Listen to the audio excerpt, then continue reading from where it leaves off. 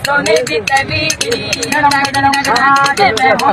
ढोलना ढोलना सोने दी तबीयत तेरे नाल प्यार होने ना गया बदले।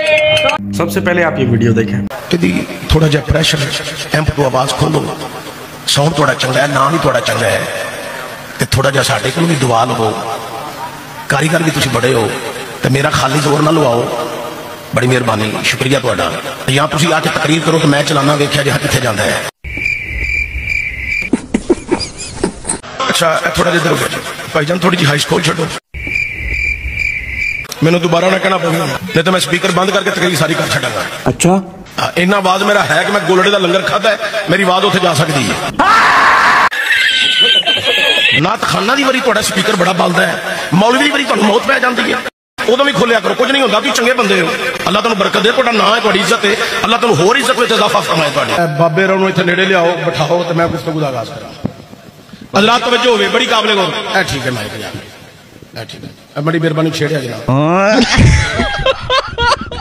माशाल्लाह, ये वो लोग हैं जो सोचते हैं कि हमारे अंदर से सलाउद्दीन अय्यूबी निकलेगा। हमारे अंदर से वो लोग निकलेंगे जो हजरत इमाम मेहदी अलैहिस्सलाम के साथ और हजरत ईसा अलैहिस्सलाम के साथ एक सफ में खड़े होंगे, उनके पीछे नमाज पढ़ रहे होंगे, दज्जाल के खिलाफ जंग करेंगे। जबकि ये वो सारे काम करते हैं जिनके खिलाफ वो जंग करने के लिए आएंगे।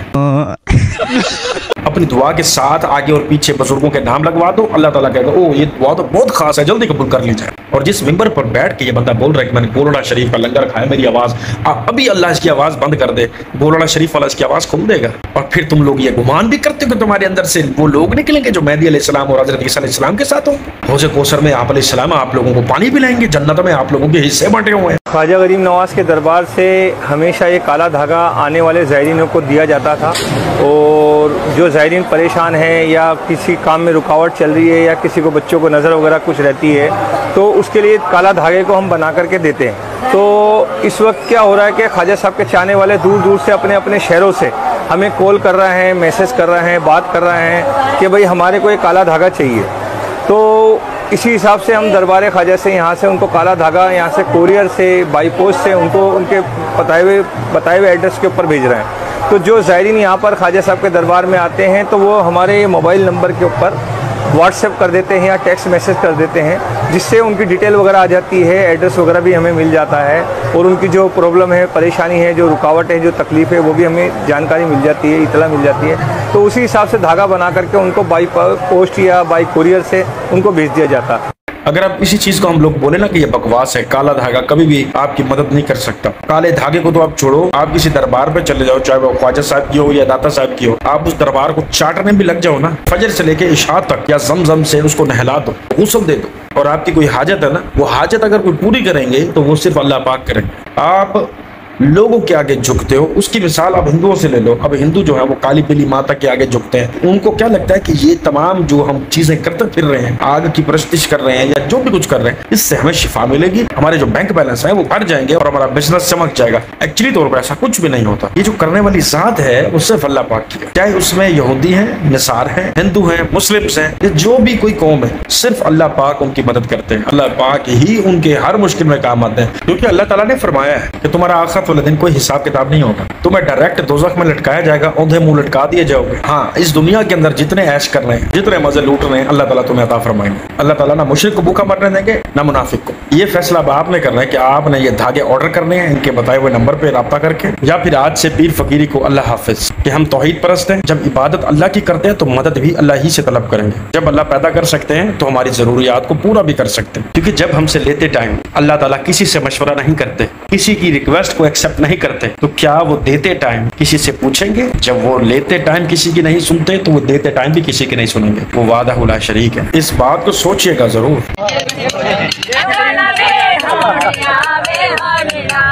सोने दी तबीयत ढोलना ढोलना सोने दी तबीयत तेरे नाल प्यार होने ना गया बदले, छोड़ दे हमेशा ले दुनिया दी हद दे, तेरे नाल प्यार होने ना गया बदले, छोड़ दे हमेशा ले दुनिया दी हद दे। लड़ाइयां लेंदी ना जाने में सिकरे अगड़ा में हानिया में ढोलिया सोने दी तबीकरी गरम गरम गना मैं होंदी ढोल सोने दी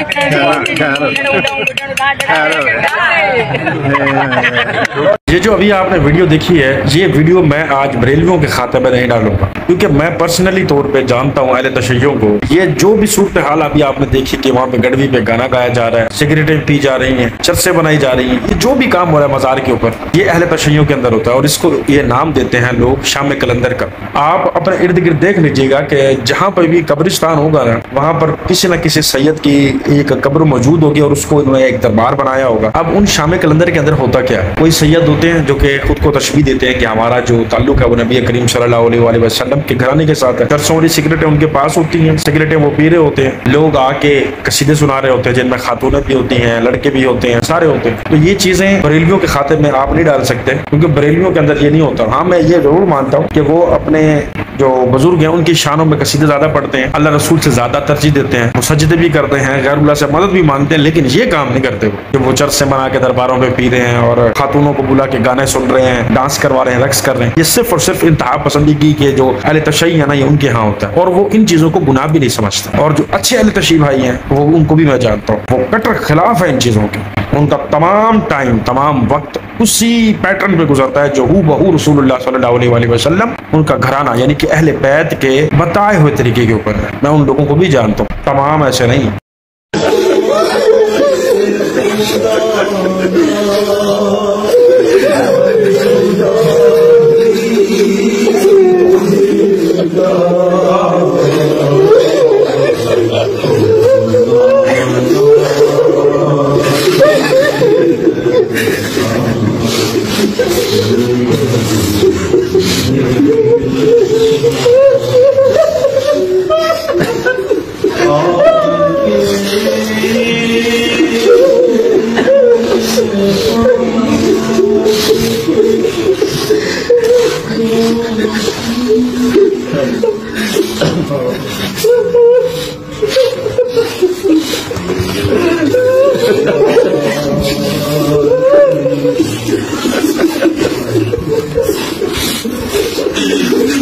लोग इनसे दरखास्त कर रहे हैं कि बाबा जानी करम करते हैं, कि खुद मांगते हैं आवाम से चंद डोनेशंस। टका नहीं था इनकी जेब के अंदर। ये जो आपको टोपी ड्रामे कराए हैं ना कि वो तकिया रखा हुआ है एक साथ, उसके अंदर खजूर की छाल भरी हुई है और ऊपर लेदर है, अंदर फोम भी नहीं है। हम फोम में सोते हैं और हमारा जो इलियास कादरी जो है वो खजूर के छाल के ऊपर सोता है। तो बरसों गुजर गए यार, जिसने एक का दो तकिया नहीं किया और क्या करेगा।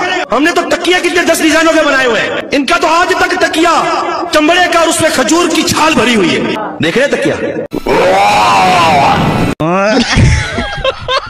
यही टोपी ड्रामे आवाम को करा करा के उनकी संपत्ति हासिल की पहले, फिर उनसे माल हासिल किया। जाहिर है एक अमीर मुरीद है किसी गरीब पीर का, वो कैसे बर्दाश्त करेगा कि मैं जो है वो एसी वाले कमरे पे सो रहा हूँ और मैं जो है वो फोम वाले तकिए पे सो रहा हूँ और मेरा जो मुर्शिद है वो खजूर की छाल पे सो रहा है। दो इनको डोनेशन, अल्लाह खैर करेगा। ये हमारे आखिरत के जामिन है, कब्रों से लेके जन्नत तक ये हमें जो है वो सिरात मुस्तकीम दिखाएंगे। यहाँ से शुरू हुआ इनका चंदा, आज खरबों रुपए की संपत्ति है, अरबों रुपए का तो खाली कर रहे हैं। बात तो सही है, वरना बंदा पूछे वो जो उबैद रज़ा तारीन का जो बेटा है साहबजादे, जो जानशीन गद्दी बैठेंगे, पता नहीं कौन सी गद्दी है, किसी गद्दी पे बैठेंगे, वो कौन सा बिजनेस करता फिर रहा है। या इनके हाथ कुछ चिराग ऐसा लगा जिनसे 3 ख्वाहिशात इन्होंने पूरी करा देंगे, घर, गाड़ी और पैसा। ये सब गरीब आवाम की हलाल रोजी से कमाया हुआ पैसा है। शर्म नहीं आती तुमने लिबादा दीन का उड़ा हुआ है, कलमा को मुसलमान हो और एक ऐसे बंदे के तुम कदमों में बैठे हो जिसको आज मोशन लग गया ना या कब्ज हो जाए तो वो बंदा अपनी मदद नहीं कर सकता, वो भागेगा डॉक्टरों के पास। ना ही तो ये बोलेगा शेख अब्दुल कादिर जिलानी मदद फरमाए, दाता साहब या वो ख्वाजा साहब मदद करें, वो सिर्फ और सिर्फ जाएगा डॉक्टरों के पास। वहां पीर फकीरों की मदद नहीं आएगी, ना ही ये खुद पे कुछ कर्म कर पाएंगे।